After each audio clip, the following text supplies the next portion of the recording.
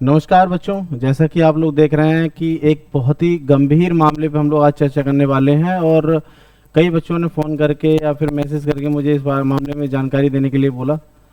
तो मेरा फ़र्ज बनता है उनको मैं सूचित कर दूं कि क्या इसका मामला है। सुप्रीम कोर्ट ने अभी एक फ़ैसला सुनाया है। इसमें जो है बच्चों को ओबीसी, एससी या एसटी वाले बच्चों को जनरल में काउंट किया जाएगा या नहीं किया जाएगा, इससे बच्चे बड़े ज़्यादा परेशान हैं।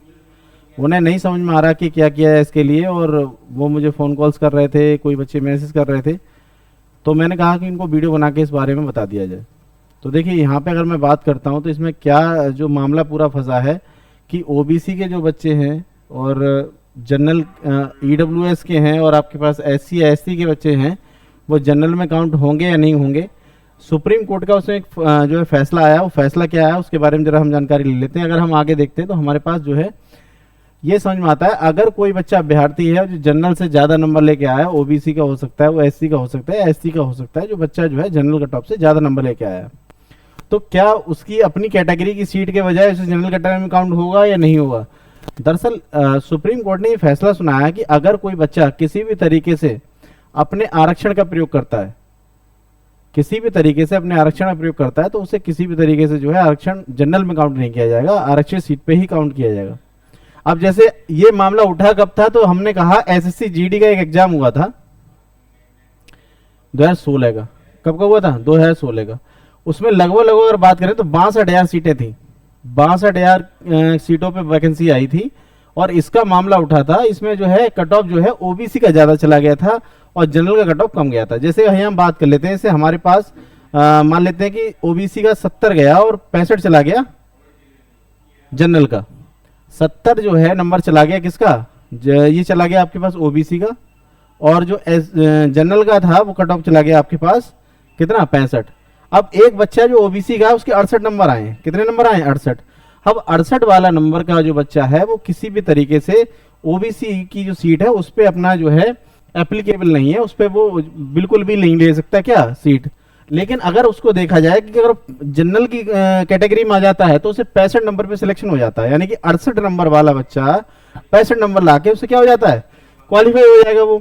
अब ये मामला जो जीडी का था, तो यहाँ पे हुआ क्या कि फैसला ये सुनाया गया सुप्रीम कोर्ट द्वारा कि अगर जैसे यहाँ पर भाई कैटेगरी की हम बात कर लेते हैं तो यहाँ पे एज रिलैक्सेशन मिलता है।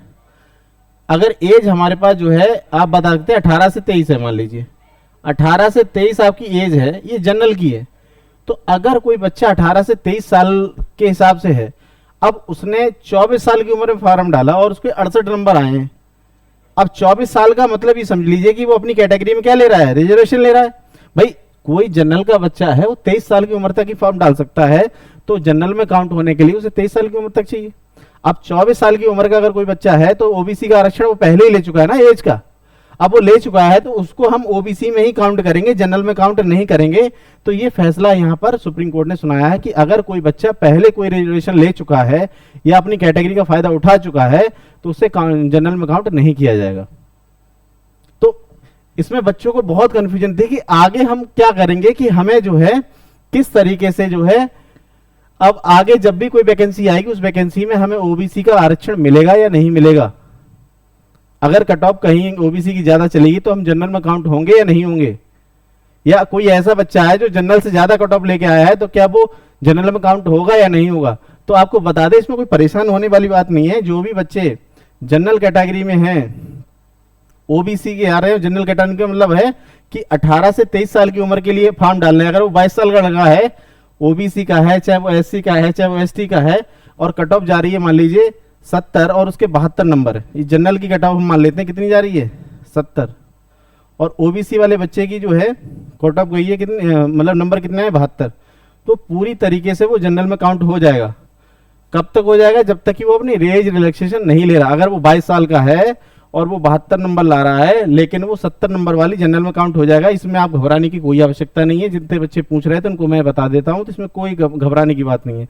लेकिन अगर उसने यहाँ पर 24 साल की उम्र में फॉर्म डाला, क्योंकि अब आप देखिए ओबीसी में क्या होता है कि 3 साल का आरक्षण मिल जाता है आपको, यानी कि वो जो बच्चा जनरल का है वो 23 साल तक फॉर्म डाल सकता है, और जो बच्चा क्या कहते हैं ओबीसी का वो 26 साल की उम्र तक फॉर्म डाल सकता है। और एससी का अगर हम देखें तो 5 साल की छूट डिस्काउंट मिल जाता है उसे, तो 5 साल इसमें अगर लगा देते हैं तो हमारे पास 28 साल हो जाता है।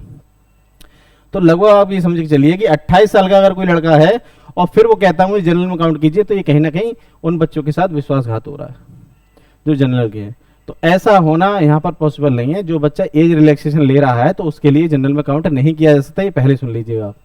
तो इस फैसले से बच्चे बहुत ज़्यादा घबराए हुए थे कि अगली बार कहीं ऐसा ना हो कि वैकेंसी निकले और हम जनरल में काउंट नहीं हुए, तो इससे अच्छा अगर जनरल वैकेंसी ज़्यादा आ गई तो जनरल में ना चले जाएं।